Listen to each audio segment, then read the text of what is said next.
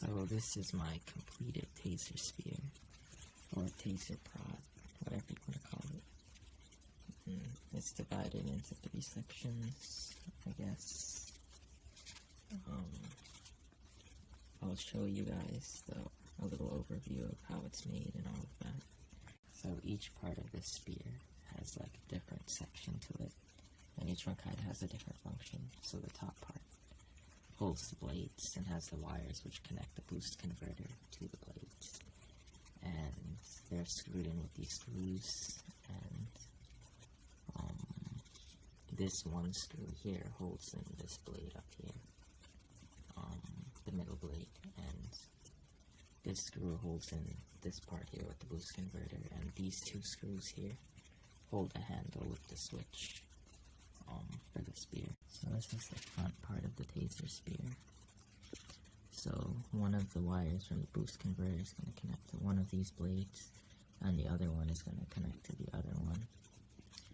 And yeah,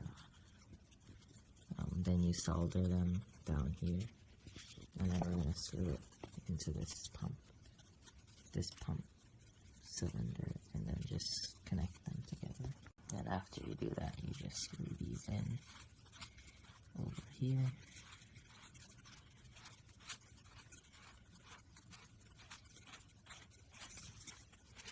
And the wires run through here and go through the switch and connect to the battery, which is inside of this thing here.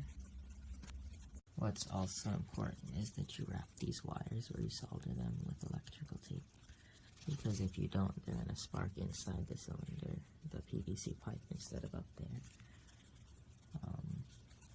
But make sure you wrap the electrical tape a few times, because if you don't, it's going to go through the electrical tape to sparks, because the voltage is so high.